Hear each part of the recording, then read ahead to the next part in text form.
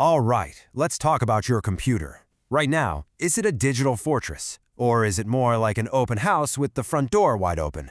Today, we are going to learn exactly how to build that fortress and turn a vulnerable machine into something that's actually secure and resilient. So the big question is, how do you really do it? How do you take an easy target and turn it into that digital fortress? Well, the answer isn't some crazy 1,000-step checklist. It actually just comes down to 3 core principles that honestly anyone can get the hang of. And to learn these principles, we're going to a real-world digital proving ground, the Cyber Patriot competition. So get this, in this contest, students are given insecure computer systems on purpose. Their entire mission? Find all the holes, fix them, and harden that machine against live attacks, all while a timer is ticking down. And we're using their official answer keys as our guide, so we're going to see exactly how the pros get it done. Okay, so our first principle is all about controlling access. Think about our fortress again. Before you even think about building the walls, you have to secure the main gate. This is all about deciding who gets in, and just as important, what they're allowed to do once they're inside. This is the absolute foundation of all security. This brings us to a really crucial idea in cybersecurity. It's called the principle of least privilege. Now, it sounds fancy, but it's a super simple and powerful idea. Think of it like this. You'd never give every single employee a master key that opens every door in the building, right? Of course not. You give them a key only to the rooms they need to do their job. Well, it's the exact same logic for computers. And look, this isn't just a friendly suggestion. It's a fundamental rule. Just like the Cyber Patriot answer key says, access should be strictly limited. Why? Because every extra account, every unnecessary permission is just another potential forgotten backdoor an attacker could sneak through. And what's really cool is seeing how this one principle works across totally different systems. So as you can see here, whether we're talking about Windows or Linux, the actual actions are basically parallel. You're always removing unauthorized users, you're yanking administrator rights from people who don't need them, and you're enforcing strong passwords. Sure, on Linux it might mean disabling something called SSH root login, which is really just a fancy way of saying you're turning off the super user's ability to log in from anywhere. But the core idea? It's identical. Control who has the key. Okay, so we've got a handle on who can get in. The next principle is to reduce the surface. What does that mean? Well, essentially, we want to shrink the number of potential doors and windows an attacker could even try to open in the first place.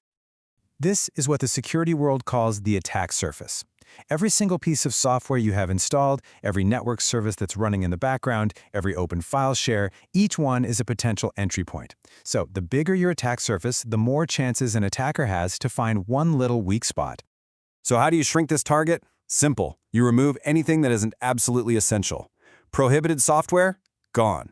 Unauthorized files, like MP3s, which, believe it or not, can sometimes hide malware, they get deleted. And this is a big one. They disable unnecessary network services, things like FTP for file transfers or SMTP for email that might be running quietly in the background, just leaving a door unlocked. The rule couldn't be simpler. If you don't need it, get rid of it. And all that work leads us to a really simple but powerful truth. This is a numbers game. The fewer services you have running, the fewer vulnerabilities there are for an attacker to even try to exploit. Seriously, reducing your attack surface is one of the most effective security moves you can possibly make. All right, we've controlled access and we've shrunk our surface area. But our fortress isn't done. Nope. Our third principle is all about maintaining those defenses. Because security is not a one-time setup. It is an ongoing battle against threats that are constantly changing. This is the whole idea of proactive defense.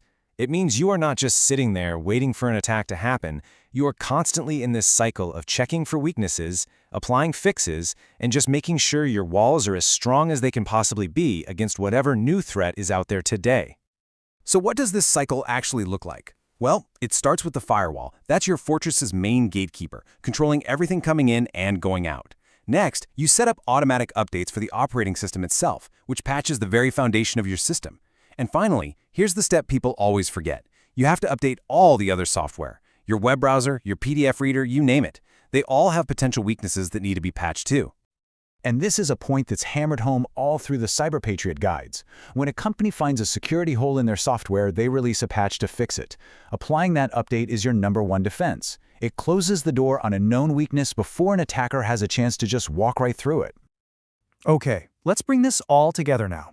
We've just learned these 3 core principles from a super high-stakes competition, but the thing is, they apply directly to every single one of us and to our own computers every single day.